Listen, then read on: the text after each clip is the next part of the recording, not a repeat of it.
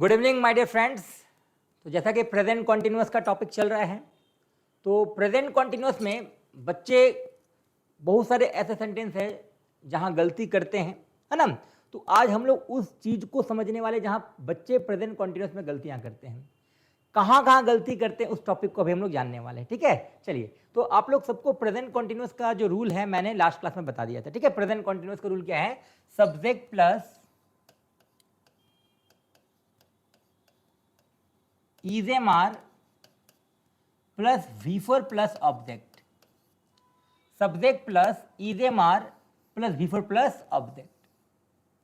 अब सवाल है कि सर हम लोग गलती करते कहाँ हैं? तो आज हम लोग प्रेजेंट कॉन्टिन्यूअस का एडवांस कंसेप्ट को हम समझने वाले हैं। एडवांस कंसेप्ट में हम लोग जानेंगे कि अंग्रेजी में कुछ ऐसे वर्ब होते हैं ना, कुछ ऐसे फीलिंग वर्ब होते हैं जो इस रूल में फिट नहीं बैठते हैं। अंग्रेजी में कुछ ऐसे फीलिंग वर्ब होते हैं जो इस रूल में फिट नहीं बैठते हैं। अगर उस फीलिंग वर्ब को आप समझ जाओगे तो आपको इंग्लिश बोलने में कहीं दिक्कत नहीं होने वाला है। ठीक है, अब ये फीलिंग वर्ब होते क्या क्या पहले हमको समझना है। तो पहले अभी हम लोग इंग्लिश में बात करें एक वर्ड का, एक वर्ब का, love. Second hate, like, dislike, no, want, see, hear, feel, taste, smell, notice,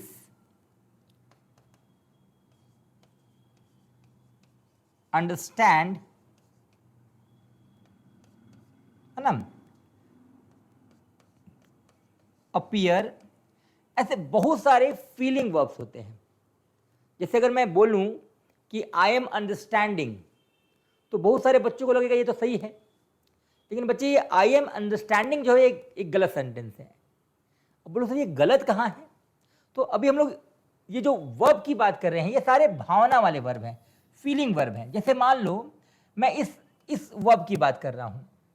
अगर मैं सेंटेंस लिखता हूं आई एम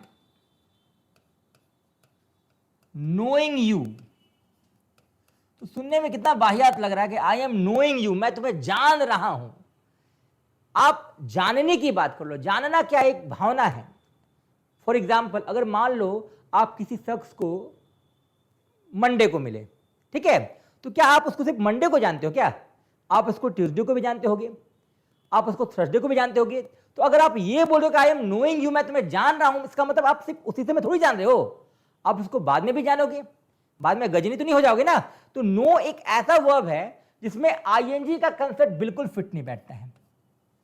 नो के साथ आईएनजी का कंसेप्ट बिल्कुल फिट नहीं बैठता है, क्योंकि नो क्या एक भावना, एक फीलिंग है। तो जब भी आप नो की बात करोगे तो इसके साथ आईएनजी जो है बिल्कुल गलत है, क्योंकि आपने बोला कि आई नो यू, मतलब आप उसको जानते हो, मतलब आप हर दिन जानते हो ना, तो क्या जरूरत है आपको बोलना आई एम नोइंग यू। उसी तरह मान लो एक और सेंटेंस है I am loving you, I am loving you, तो ये भी सेंटेंस गलत है। अब लव क्या बताओ, ये भी एक भावना है। से मान लो मैं अपनी मां को प्यार करता हूं, तो हम क्या बोलेंगे? I love my mother. I love my mother का मतलब क्या होता है? मैं उसको हमेशा प्यार करता हूं। अगर मैं ये बोल रहा हूं I am loving my mother, इसका मतलब क्या है कि बस मैं उसी दिन उसको प्यार कर रहा हूं। तो माइंड में बैठा लो, अंग्रेजी में से बहुत सारे फीलिंग वर्ब्स होते हैं जहां आईएनजी का इस्तेमाल बिल्कुल गलत है, वहां आपको V1 या V5 का ही इस्तेमाल करना है, क्योंकि V1 V5 में वो अपने कंसेप्ट को फुलफिल करने वाले हैं। तो याद रखना आई एम लविंग यू जो है ना, यहाँ आईएनजी का कंसेप्ट क्या हो जाएगा? गलत हो जाएगा। और मैंने बताया था कि ये जो V4 है आईएनजी वाला, ये द्रौपदी है। तो द्रौपदी अपने साथ अपने पांडव को लेकर आती है। पांडव कौन है इसके? इजेमार वाजवेयर, इजेमार वाजवेयर। तो आपने द्रौपदी को ही हटा दिया, आपने आईएनजी को हटा दिया, तो निश्चित तौर पे आपको एम को हटाना होगा। तो जब एम हट जाएगा तो सेंटेंस सही क्या होगा? आई नो यू और आई लव यू। मतलब समझना है क्या है कि अंग्रेजी में बहुत सारे ऐसे फीलिंग वर्ब होते हैं, अगर आप वहां उसको आईएनजी में इस्तेमाल करोगे तो वो सेंटेंस गलत हो जाएगा। For example I am hating you, ये गलत सेंटेंस है। आई एम हेटिंग यू एक गलत सेंटेंस है बिकॉज आपने हेट वर्ड यूज किया। हेट का मतलब क्या होता है? नफरत करना। हेट मतलब नफरत करना। आप किसी को बोलोगे आई एम हेटिंग यू तो क्या सिर्फ उसी समय? हाँ, बाद में वो सेंटेंस चेंज थोड़ी होगा। हेटिंग का मतलब क्या है? नफरत। ये एक फीलिंग है और ये निश्चित तौर पे V1 में ही कंटिन्यूटी को दिखाता है। आई हेट द टेररिस्ट, मैंने बोला आई हेट द टेररिस्ट, तो सिर्फ संडे को क्या? आई हेट द टेररिस्ट सिर्फ संडे को या एवरीडे? तो निश्चित तौर पे अंग्रेजी में ऐसे कुछ आपको वर्ब देखना होगा। Love, hate, like, dislike, know, want, see, hear. उम्मीद है सबका हिंदी आपको पता होगा। लव यानी प्यार करना, हेट मतलब नफरत करना, लाइक पसंद करना, डिसलाइक ना पसंद करना, नो जानना, वांट चाहना, सी देखना, हियर सुनना, फील महसूस करना, टेस्ट है ना स्वाद चखना, स्मेल सूंघना, नोटिस ध्यान देना, अंडरस्टैंड समझना, अपीयर प्रकट होना। ये सारे के सारे फीलिंग वर्ब्स हैं और इनके साथ आईएनजी का इस्तेमाल बिल्कुल गलत है। अब आप बोलोगे सर आपने खुद ही फीलिंग लिखा है और आप बोल रहे हो कि आईएनजी का इस्तेमाल गलत है, तो सर हम कैसे मान लें? तो ध्यान देना, मैंने क्या बोला? Feeling verbs. मैंने क्या बोला? Feeling verbs. अभी माइंड में रखना क्या है कि ये वर्ब्स जो हैं ये वर्ब्स होंगे कब? बताओ। जब इसके साथ ईजेएमआर होगा तब तो। मतलब ये वर्ब कब होगा? जब इसके साथ ईजेएमआर होगा तब तो वर्ब होगा। जैसे मेरा एग्जांपल है आई एम लविंग, तो ये लविंग वर्ब क्यों था? क्योंकि इसके साथ क्या था? ईजेएमआर था। क्या था? Is am are. लेकिन कभी कभी ये जो लविंग है ना, ये किसी एडजेक्टिव के रूप में या किसी नाउन के रूप में भी काम होता है। जैसे अगर हम बोले my loving brother, my loving brother, my loving sister, my loving father, my loving mother. अभी बताओ ये जो लविंग है क्या इसके साथ ईजेएमआर लगा है? ये जो लविंग है क्या इसके साथ ईजेएमआर लगा है? नहीं लगा ना बच्चा। तो भाई लविंग वर्ब तब होता है जब इसके पहले क्या होता है? ईजेएमआर होता है। अब जब ईजेएमआर है ही नहीं तो ये वर्ब कैसे होगा? तो आपको एक चीज और ध्यान रखना है कि ये जो जितने वर्ब मैंने बोर्ड पे लिखा है ये आईएनजी के रूप में वर्ब कब बनेंगे? जब इनके साथ क्या होगा? Is am are. Is am are. जैसे एग्जांपल देखो, अभी मैंने ये लिखा आई एम फीलिंग, तो निश्चित तौर पे ये गलत है क्योंकि ये जो आईएनजी है इज एम आर के साथ आया तो ये वर्ब बन गया। तो वर्ब वाला जो है वो गलत होता है ना, फीलिंग वर्ब। जब हमको V1 से काम चल जा रहा है तो क्यों हम लोग V4 का इस्तेमाल करें? तो अभी समझना क्या आपको कि यहां जो फीलिंग है वो वर्ब था। क्यों वर्ब था? क्योंकि इसके साथ आपने क्या इस्तेमाल किया? ईजेएमआर। लेकिन अगर मैं बोलूंगा माई फीलिंग, योर फीलिंग या सिर्फ फीलिंग वर्ब, तो पहले बताओ इस फीलिंग के साथ ईजेएमआर दिख रहा क्या? ईजेएमआर दिख रहा है? नहीं दिख रहा ना। तो ये जो है ये एक जेरंड के रूप में काम कर रहा है, एक नाउन के रूप में काम कर रहा है, एक एडजेक्टिव के रूप में ये काम कर रहा है। तो आईएनजी सिर्फ वर्ब नहीं होता बच्चे। आईएनजी वर्ब होने के लिए उसके साथ ईजेएमआर का होना जरूरी है। इसका मतलब आपको समझना है कि इंग्लिश में हर आईएनजी वर्ब नहीं होता है। कुछ आईएनजी एडजेक्टिव के भी रूप में आते हैं, कुछ आईएनजी नाउन के रूप में भी आते हैं। जैसे playing is good for health, ये प्लेइंग जो है वो एक नाउन है। ब्रेकिंग न्यूज ये एक एडजेक्टिव का काम कर रहा है। तो भाई अब आपको समझना क्या है कि आईएनजी वर्ब कब होता है? तो ध्यान रखना है आईएनजी को वर्ब बनाने के लिए उसके पहले क्या लेना बताओ? ईजेएमआर। तो ईजेएमआर वाला जो V4 है वो वर्ब होता है, लेकिन बिना ईजेएमआर वाला जो V4 होता है वो वर्ब नहीं होता। लाइक माई लविंग फादर, इस लविंग के साथ ईजेएमआर नहीं है तो ये एक एडजेक्टिव का ये काम करेगा। ये एक एडजेक्टिव का काम करेगा। कभी कभी ये जेरंड यानी नाउन के रूप में भी आता है। तो माइंड में बैठा लेना है कि अगर ये सारे वर्ब्स जो मैं बोर्ड पे अभी लिखा हूं, अगर इसके साथ ईजेएमआर आ रहा है तो ये गलत है। अन्यथा अगर ये आईएनजी में आ रहे हैं और बगल में ईजेएमआर नहीं है तो ये सही है। मतलब कंसेप्ट सिंपल है, ये सारे आईएनजी में सही भी होते हैं और सारे आईएनजी में गलत में भी होते हैं।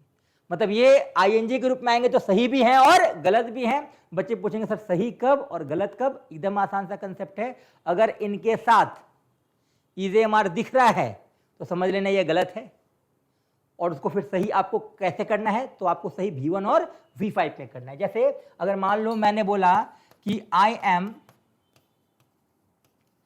Hating you, I am hating you, तो निश्चित तौर पे ये गलत है क्योंकि एम आ चुका है, आईएनजी का कंसेप्ट गलत हो जाएगा, सही सेंटेंस क्या हो जाएगा, I hate you, I hate you. लेकिन अगर मैं बोलूंगा हेटिंग द सिचुएशन, तो क्या इस हेटिंग के पहले इजेमार है, नहीं है। अभी मैंने लिखा आई एम नोइंग यू, ये गलत था, आईएनजी को हमने हटा दिया, एम को हटा दिया, आई नो यू सही हुआ। लेकिन अगर मैं ये बोलूं नोइंग द फैक्ट, अगर मैं ये बोलूं नोइंग द फैक्ट, नोइंग के पहले पहले बताओ इजेमार है, नोइंग द फैक्ट, क्या नोइंग के पहले इजेमार है, नहीं ना। तो यहां जो नोइंग है ये वर्ब नहीं है, ये गलत कब होते हैं, जब ये फीलिंग वर्ब्स होते हैं। नोइंग द फैक्ट ये वर्ब नहीं है, इसको वर्ब बनाने के लिए इसके पहले इजेमार होना जरूरी था, इजेमार नहीं है, इसका मतलब ये वर्ब नहीं है, और जब वर्ब नहीं है तो ये सही है। समझ में आ रहा, यानी अगर मैं बोलूं आई एम नोइंग, तो ये नोइंग वर्ब है क्योंकि इसके पहले एम आया, इसको गलत मान लो और इसका सही क्या हो जाएगा, आई नो। लेकिन मैं बोल रहा हूं knowing the fact, knowing the fact, ध्यान देना इस नोइंग के पहले इजेमार नहीं है, ये नोइंग क्या है, सही है। मतलब साफ है कि ये जितने भी बोर्ड पे लिखे हुए वर्ब होंगे तो गलत होंगे, और वर्ब कब होंगे, ये लिखे हुए कंटेंट्स वर्ब कब होंगे, जब इसके पहले क्या आएगा, इजेमार आएगा। और अगर इनके पहले इजेमार नहीं आया और अगर ये वर्ब फॉर्म में है तो ये गलत नहीं है। लाइक यहां फीलिंग सही है, लविंग सही है, हेटिंग सही है, नोइंग सही है, लाइकिंग सही है, डिसलाइकिंग सही है, लेकिन ही इज लाइकिंग गलत है, सी इज डिसलाइकिंग गलत है, आई एम लविंग गलत है, यू आर हेटिंग गलत है। यानी आईएनजी के केस में आपको बगल में इजेमार नहीं देखना है। क्लियर है, चलिए, तो ये तो टॉपिक था वहां जहां हम लोग गलती करते हैं बोलने में और लिखने में। आज के बाद कभी मत बोलना आई एम लविंग या आई एम हेटिंग या आई एम अंडरस्टैंडिंग या आई एम नोटिसिंग, है ना, आई एम स्मेलिंग, ये सब गलत हो जाएगा क्योंकि यहाँ जो वर्फर है उसको इजेमार नहीं चाहिए। हाँ, अगर इजेमार नहीं है तो भाई स्मेलिंग सही हो जाएगा, लविंग सही हो जाएगा, हेटिंग सही हो जाएगा। ठीक है, चलिए, इसके बाद कुछ और शब्द ऐसे हैं जिसके आने से आपको इसी रूल को लेना होगा। जैसे कभी कभी कुछ लोग बोल देते हैं कि I write a letter now, I write a letter now. बच्चे यहां ध्यान देना, नाउ एक ऐसा शब्द है जो कंटिन्यूटी को शो करता है। तो माइंड में बैठा लो कि जहां आपको नाउ दिख जाए ना बच्चा, वहां कभी मत बोलना आई राइट अ लेटर, वहां आपको आई एम राइटिंग ही लिखना होगा। मतलब अभी मैंने बताया कि कहां आपको इजेमार से बचना है, और अब मैं बता रहा हूं कहां आपको इजेमार से सटना है। अब इजेमार से कहां सटना है, बिफोर से कहां सटना है, जब अंग्रेजी में कुछ आपको शब्द मिल जाए। कौन कौन से शब्द एकदम जुबान पे रखना है इसको, एक है नाउ, एक है नाउ, नाउ अभी, दूसरा है at present, at present, at present, at the moment, at the moment, currently. तो ऐसे ये जो कुछ शब्द है ना, इनका एकदम रिलेशन है, डायरेक्ट रिलेशन है प्रेजेंट कॉन्टिन्यूअस से। मतलब इन शब्दों को आप पहचान लो, इनका डायरेक्ट रिलेशन है प्रेजेंट कॉन्टिन्यूअस से। कंपटीशन के बच्चे अक्सर एरर समझ नहीं पाते हैं कि I write a letter now जो है ये गलत है। I write a letter now, now का एकदम जिगरी दोस्त है ये टेंस। नाउ आएगा मतलब प्रेजेंट कॉन्टिन्यूअस ही आएगा, तो I write a letter now गलत है, सही सेंटेंस हो जाएगा I am writing a letter now. तो मैंने क्या बताया, यहां पर आपको इन शब्दों को प्रेजेंट कॉन्टिन्यूअस से बचाना है, जबकि इन शब्दों की अगर हम लोग बात करें तो इसको प्रेजेंट कॉन्टिन्यूअस के साथ रखना है। ठीक है, चलिए, उम्मीद है आप लोगों को प्रेजेंट कॉन्टिन्यूअस का टॉपिक समझ में आ चुका होगा। नेक्स्ट वीडियो में हम लोग प्रेजेंट परफेक्ट की बात करेंगे। आज का क्लास यहीं तक, बहुत बहुत धन्यवाद।